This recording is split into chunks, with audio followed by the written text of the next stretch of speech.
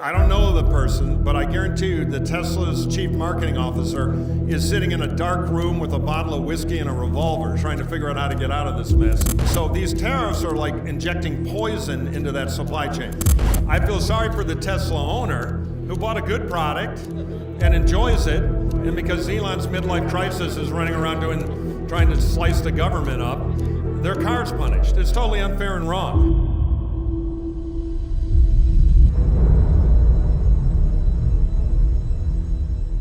So I'm pleased to be joined now by Mike Murphy, the founder of the American EV Jobs Alliance. Thank you. Mike, can you tell us a little bit about the organization, why you founded it, Right, sure. And where you're planning to go with it? Well, I've been a political consultant here in the States for a long time. On the Republican side, worked for Arnold Schwarzenegger, Mitt Romney, a lot of the governors. But I'm from Detroit. I grew up around the auto industry, and I care about it. And so when I moved to California to run the Schwarzenegger campaign, I stayed. And I went from a motorhead with about a 5 mile per gallon lifetime average to a bit of an EV convert. And about 2 years ago, I got so frustrated with the way the Republican Party was reflexively trashing EVs. They're clearly the future of the world car business and light truck. And I'd like the American auto industry to thrive and be part of that. And it just drove me nuts. So I did what political consultants could do. I took a poll, I paid for it myself, and I started shopping it to the auto companies, and they were very receptive.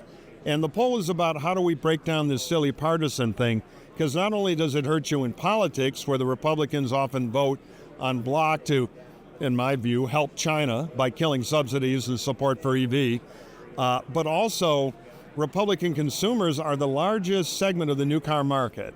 So if you have that consumer resistance, you're not going to sell enough cars. So we started it, we got some funding, we've done a lot of research that we share with everybody in the automotive world, and now we're leading the fight to protect the EV jobs in America by basically preventing a hatchet to go to our manufacturing subsidies to help the U.S. industry get up to competitive speed on EVs. So we're here today to spread our IP around the charging infrastructure business and to enlist some of the companies and, frankly, financial support in our pressure campaign on the members of Congress who are going to face a vote in August about maintaining a lot of the EV, new factory, new battery plant, new tech, a lot of jobs, over 200,000 here in the U.S. We want to get them to vote right, and we're politicians, so we're doing it the political way, pressure. So whilst you are a Republican, I am barely. I'm not a big Trump guy. I was just about to say that. I've disliked him for a long time. So Trump, obviously coming in from a very MAGA base, right, and disrupting your party, right, with his own agenda, right, bringing his own teams in, etc., but more his own agenda, despised EVs, and then obviously pivoted a couple of weeks ago by basically turning the White House lawn into a Tesla dealership. How does that sit with you and the party generally, and also the various houses and whatever else, to actually pull it all together and not throw the baby out with the bathwater? Well, you know, I've been very involved in the Never Trump movement in the party. I used to be a big general in the Republican Party. I've been busted down to corporal, but I do a lot of corporate work and all that sort of thing. Donald Trump, for whatever reason, I think in his heart he wants strong American manufacturing. But I don't think he understands the North American supply chain, and he doesn't understand that if you don't compete in EVs in 20 years, you're not going to be in the auto industry anymore. So by trying to help the U.S. auto worker, he's actually wiping them out between the North American tariffs, which are insane, and his hostility to EVs. Now, we did have this big event. He likes his largest donor, Elon Musk, a lot. He had the cars on the lawn, and my argument has been, putting aside the criticism of should a president be a huckster, because nobody else has ever done that. You didn't see Franklin Delano Roosevelt for, Bubbles soap in the Oval Office. But putting that aside, if Donald Trump can break down some of the Republican reflexive consumer hostility to EVs, that is a good thing for electrification. And it might be a desperately needed thing for Tesla. Their worldwide sales are down 44% last month, except for the UK, by the way, where they had a little lift. But generally, it's been a very rough story. We did a poll right after the election, national poll of car buyers, essentially, new and used. And we found that among Trump voters, Elon Musk had a 70% favorable rating and a 10% unfavorable rating, which are extremely good numbers, almost as good as Trump's numbers. Among Harris voters, Democrats, His favorable rating was only 5%, and his unfavorable was 74%. So it's no surprise to me that right now, I don't know the person, but I guarantee you that Tesla's chief marketing officer is sitting in a dark room with a bottle of whiskey and a revolver trying to figure out how to get out of this mess, because it's done huge damage to their brand. It's taken half the market cap off the, in my view, overvalued stock. So, on that subject, I don't know where the stock is today because I haven't checked. Yes. But they're quite close to breaching the covenant that obviously Musk used to at Tesla shares to actually buy X, or Twitter as it was then. Things are getting complicated over there.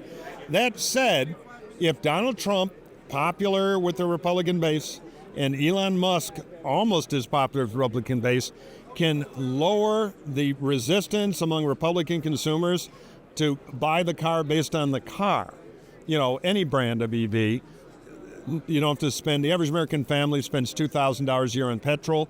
You cut that in half or better, much less maintenance, fun to drive, a lot of good reasons. And we can get back to looking at EVs as cars again. It'll be very good for America. So long term, it might even help Tesla. Short term, Tesla's in big trouble.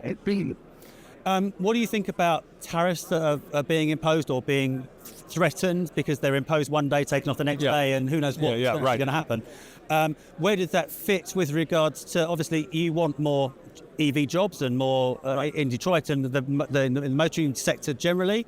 How does that fit with that sort of thought process? We're very much in favor of the North American supply chain, which is Canada, Mexico, United States, because those jobs feed on each other. And a lot of car parts are flying across the borders. You may have an engine coming from Windsor, Canada, to an assembly plant, and components coming up from Mexico, assembly plant in Kansas City. So these tariffs are like injecting poison into that supply chain. Especially when it comes to Canada. Within that completely. It's it's all codependent, and it's good for all the countries together. So it's terrible economic policy. Now, with Donald Trump, everything is a real estate deal, so he thinks he's negotiating over a Queens parking lot. So I'll hurt you with tariffs, I'll turn off tariffs. It's more complicated than that. Nobody elected him to start a recession. People wanted to fire Joe Biden because they didn't like inflation and they thought he was too old to do the job. The only thing they liked about Trump, and I'm a professional political consultant, I read these polls for a living, and I've worked on the various presidential campaigns. What they liked about Trump was they remember, for all his faults, when Trump was in office, the economy was good. So bring back the good economy, fire Biden. He's not working on the good economy. He's injecting poison into the heart of the American manufacturing economy. So we're seeing the polls start to drop on Trump. This is all going to come home to roost. And if he's smart, as a Trump critic, but somebody who wants American manufacturing, getting rid of the tariffs and getting behind EVs with subsidies, because make no mistake, we're in a real competition with China over the future of the world auto business. And the Chinese companies are heavily subsidized. So if China can bring in cars that don't have to make a profit, supported by the Chinese government, and our companies and our NATO allies who build here, Germans, South Koreans, not NATO, but allies, Japan, have to compete unfairly, they're going to get wiped out. So if Donald Trump likes to cut red ribbons in front of new American manufacturing plants, he can do a lot of that for the next 3 years, but not if he wipes out the subsidies, and when he does it, wipes out a whole bunch of Republican members of Congress. The EV industrial money that's been invested in the U.S. is all over the country, a lot of states, but it's highly concentrated in 35 congressional districts, many in the South. Of those 35 congressional districts, 28 are Republican. And they got midterms coming up in a year and 3 quarters. So Trump is flirting with a political disaster here that's cross purposes with what he'd like to be doing, which is opening new plants. So we're trying to get that message through, and those congressmen are hearing from us. We're contacting tens of thousands of their voters saying, put in your zip code at AmericanEVjobs.org. Put in your zip code, hey, I'll bet you didn't know here in Barneyville, 712 jobs are at risk. What? Click a button, email your congressman. So that's all going to start in about 2 weeks, and that's a lot of what we do. And we're the lead people doing it, and we've run a lot of campaigns, and we're hoping there's a bright sign, I should say, without getting into American political minutia. 21 Republican members of Congress are now in a public letter saying slow down on the IRA. Their people represent the auto industry, the nuclear industry, the clean power, solar, and wind industry. So there's resistance building, and right now the American Congress is only a 3-vote margin between Republican and Democrat. It has not been that close since 1931. So you get 5 members of Congress to say no in probably August when this will come to a head, you get to negotiate a new deal. So we're in the fight, but we're behind. Do you think part of Musk's thought process as well with tariffs or whatever else is to actually effectively force the European and possibly even the Chinese manufacturers to actually open plants in the US so they would then not be necessarily separate, holding companies and LLCs and whatever else. Mm-hmm. So actually they would be tariff-free, albeit the ultimate profit would go back to China or whatever else. Yeah, I think that's what they think part of the incentives are. And they've said it kind of with steel tariffs. But the problem is you don't open an auto assembly plant or a supply line in a year.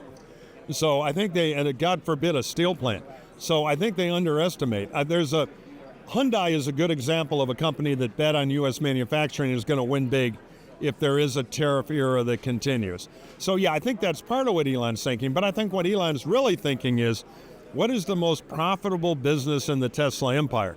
Selling emission credits to traditional automakers, in Europe too, who have not been able to meet very stringent fuel economy standards for CO2 emission. So Elon's like, well, wait a minute. If I kill the subsidies, then they're going to sell less EVs.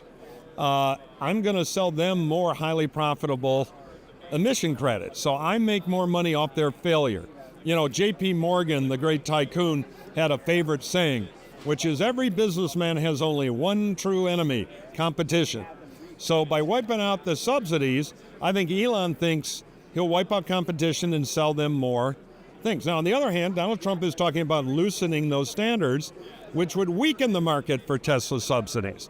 So, we will see, but I think Elon is more interested in Elon and Tesla than he is in the wider category of the American EV vehicle business. Have you done any polling and research on the sort of sentiment towards EVs, both pre-Trump coming in and post-Trump coming in, after the whole sort of drill baby drill statements and things like that? We do a poll every November. So we did one before the election and we just did one a couple of months ago after the election. The good news is we asked people to agree or disagree with a lot of statements. One statement was, EVs are for people who see the world differently than I do. Pure tribalism. 58% of Republicans agreed with that before the election. Now 52 agree, and the disagree statement also went up. So that went from about a 25 point to 4 points. So more Republicans are not agreeing with that anymore, which I think Elon gets some credit for. So there's been some movement there.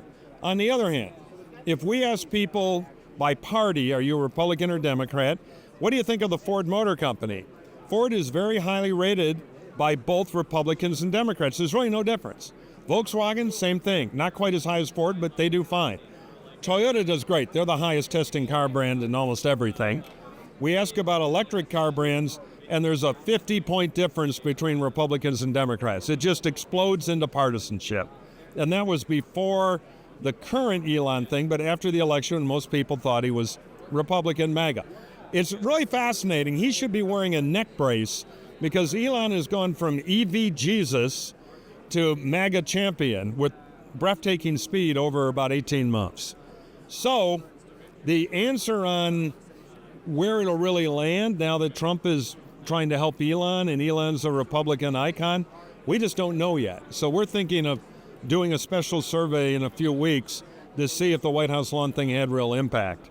But the partisanship over EVs is very deeply ingrained right now, which is completely ridiculous. We shouldn't be fighting over cars or coffee makers, and it's not in our national interest. But that's the status quo, and that's what we're trying to change at evpolitics.org. Excellent. Just anecdotally, I know you haven't done any polling on this, but obviously post Musk really getting involved with Doge, etc., all the negativity towards it. UK, obviously we're from the UK, mainstream media, UK, but possibly even globally, is saying that people are firebombing Tesla dealerships and the cars, and they're graffitiing them, etc., etc. How is that on the ground in the US? It's happening, and it's very unfortunate. We reject all that sort of thing. I feel sorry for the Tesla owner who bought a good product and enjoys it, and because Elon's midlife crisis is running around trying to slice the government up, their car's punished. It's totally unfair and wrong. You do see a lot of bumper stickers now, particularly in California. I bought this Tesla before Elon went crazy, or 8 months left on my lease, So, and some of the companies are doing trade in your Tesla sales and stuff, which is shrewd. Yeah, I said Polestar were doing right. that. Polestar's doing, I think, Rivian, I believe, I'm not certain. So hopefully we'll get over this juvenile thing of setting fire to chargers or scratching up cars.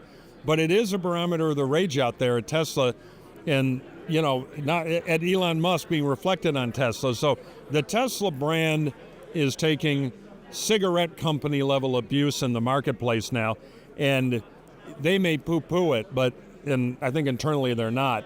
It is a material hit to the value of that business and that brand. And I think we're on a road where the Tesla board of directors, which is not a strong board, but has a fiduciary responsibility to stockholders, has to start thinking about, is Elon Musk a plus anymore or not? I can argue he's cost them a lot of money in market cap and in brand value. Excellent. Mike, thank you very much for your time. Good luck with growing the American EV jobs market, and hopefully we can speak again after you've done your next poll. Oh, I'd love that. Thanks for having me on. You can find more episodes of the Everything EV podcast on Spotify, Apple Music, or wherever you get your podcasts. Thanks for tuning in, and we'll see you next time.